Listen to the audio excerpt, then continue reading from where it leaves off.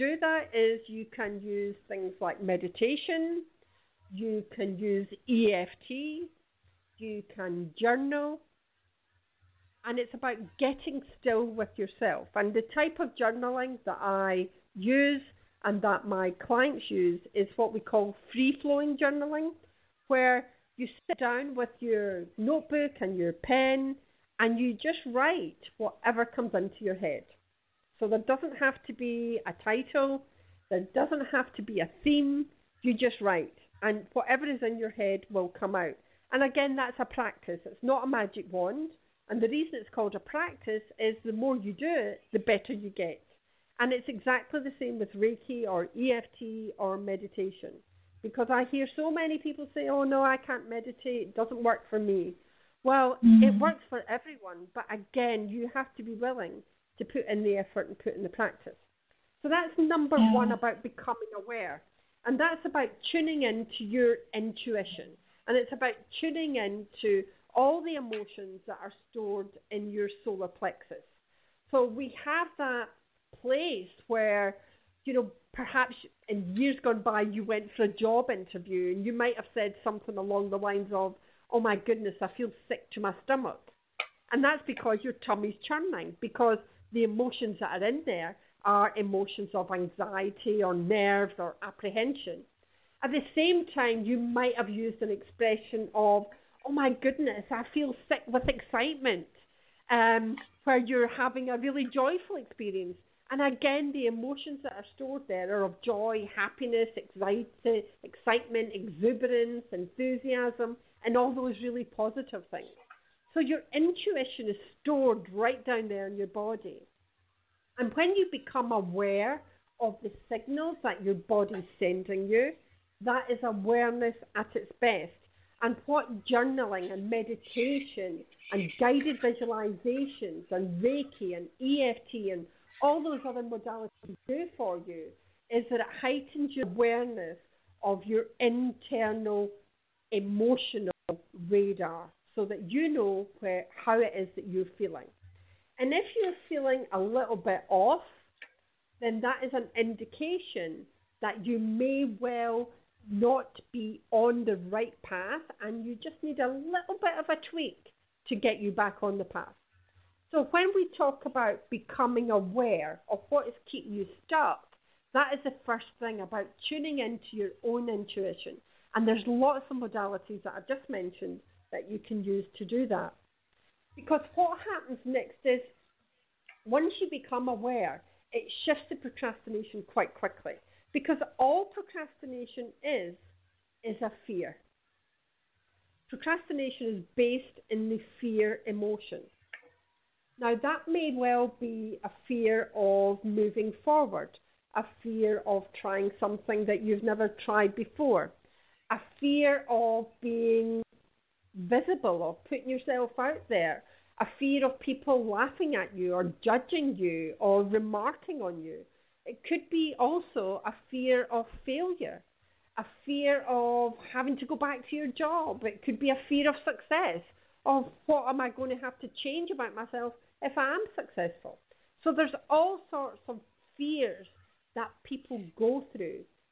And that is what procrastination is. So for me as a coach, it's about getting underneath that procrastination at the surface level, getting underneath to actually discover what it is that you are procrastinating about.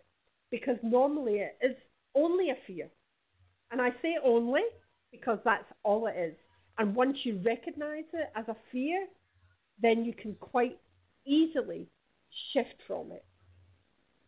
So how can you dump it? So one of the best ways, and this is a really, really quick exercise that people can do at home, they can actually do it anywhere they like, and it shifts things very, very quickly. Now, what I loved about Coach on Fire introduction was the countdown, the NASA-esque countdown of the rocket launching. Because this little exercise that I'm going to teach is called the rocket launcher. And it changes everything. So that was coincidence because I didn't know that that was going to get played.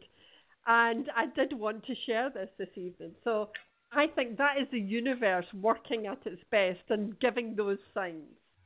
So Yeah. anyway, the rocket launcher is for everybody who ever suffers from procrastination, because this little exercise is going to take you from procrastination into action in just a few seconds. That's how powerful it is. And you don't need to purchase anything. You don't need any special tools or equipment. All you need is yourself. You don't even need to speak out loud, and this is going to work. That's how amazing it is. So, for example, if you are prone to not getting up as soon as your alarm goes off in the morning, this exercise can help you. If you're prone to putting your alarm on snooze in the morning, this exercise can help you. If you're prone to not doing what it is that you need to do first thing in the morning, this exercise is going to help you. And indeed, you can use it at any time of day. And not only that, if you are a parent listening to this right now, you can introduce your children to this little exercise, especially if you've got teenagers who don't like getting out of bed or who perhaps aren't as active as they used to be. You can teach them this and it'll work. So this is called the rocket launcher. And we can do it together, Mina. Oh, yes, of course. I would love to know.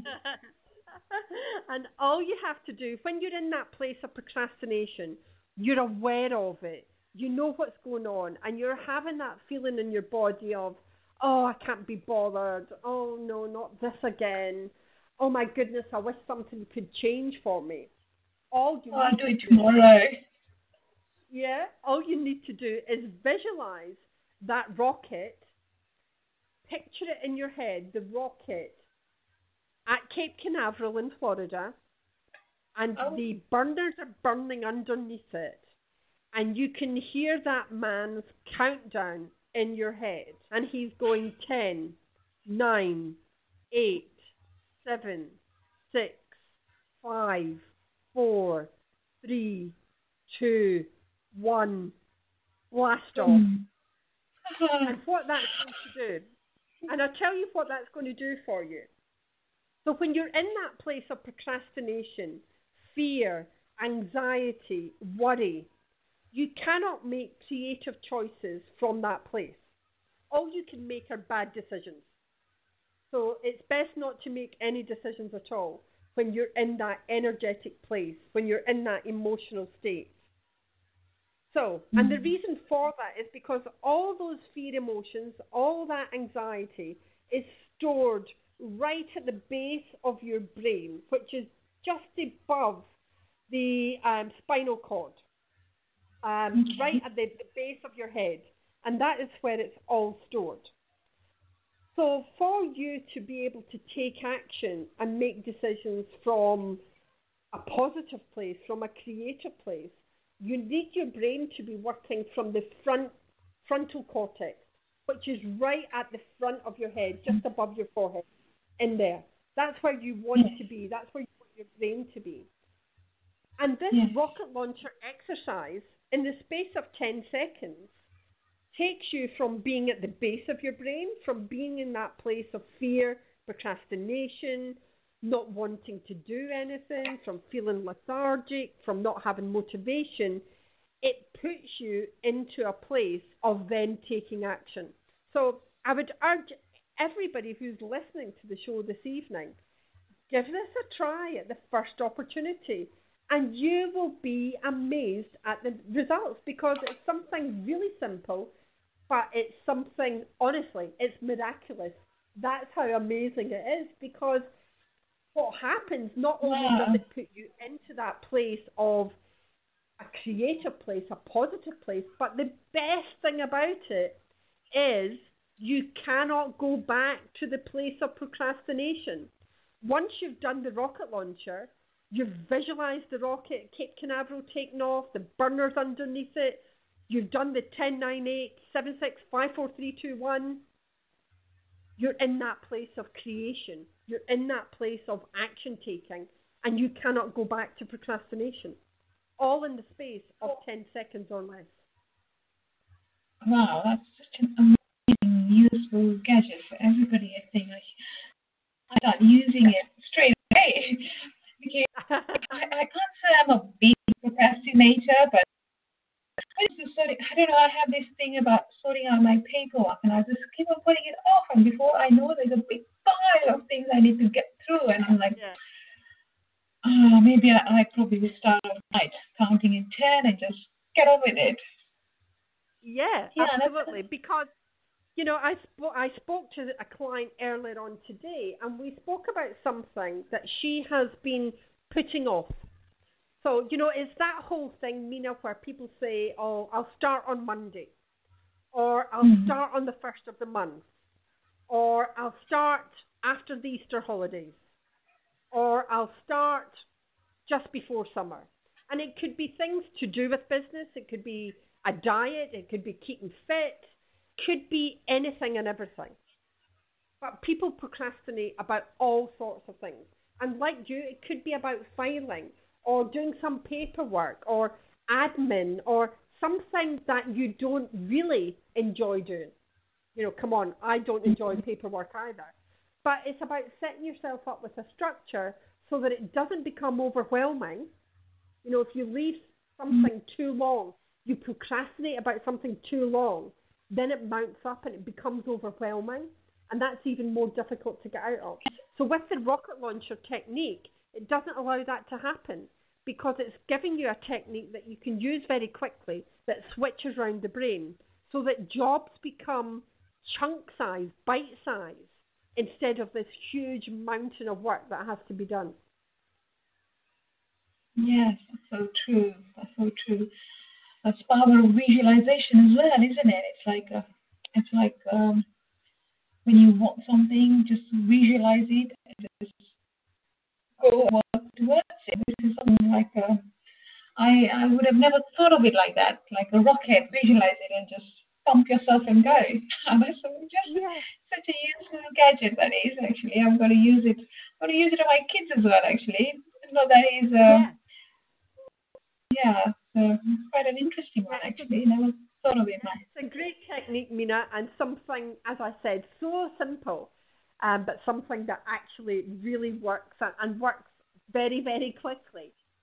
So the other thing about once you get out of procrastination and once you've launched your rocket launcher is then about setting your day up so that you have the best day possible. And again, when I'm working with clients on a one-to-one basis, what we do is we set up what is called a daily practice, which consists normally of 5 different things that they can do first thing in the morning that sets their day up for excellence. So immediately, if you are lying in bed and you don't want to get up and you've done the rocket launcher and now you are up, it's what do you do next? You know, that is a problem for a lot of people, especially the majority of my clients are people who work from home. So they're not leaving the house to go to a workspace anywhere. They're staying at home, which can have its challenges as well, particularly if you're new to working from home. The call of the kettle or morning TV, or if you're a lady or a man, housework, can all be big distractions to actually getting on with business at hand.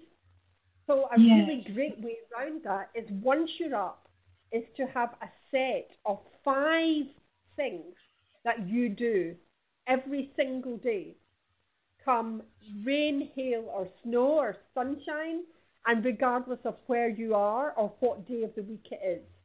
And again, I call it a practice because it isn't something that comes natural to us, but it is something that can become habitual if you do it day in, day out. And there are huge benefits. In fact, there are books written about similar things. But my 5 practices are unique to my clients. So we will choose things that work best for them and that they are interested in doing. So, for example, my own 5 practices are my gratitude journaling, first thing in the morning, my meditation, my stretching, my drinking of hot lemon water.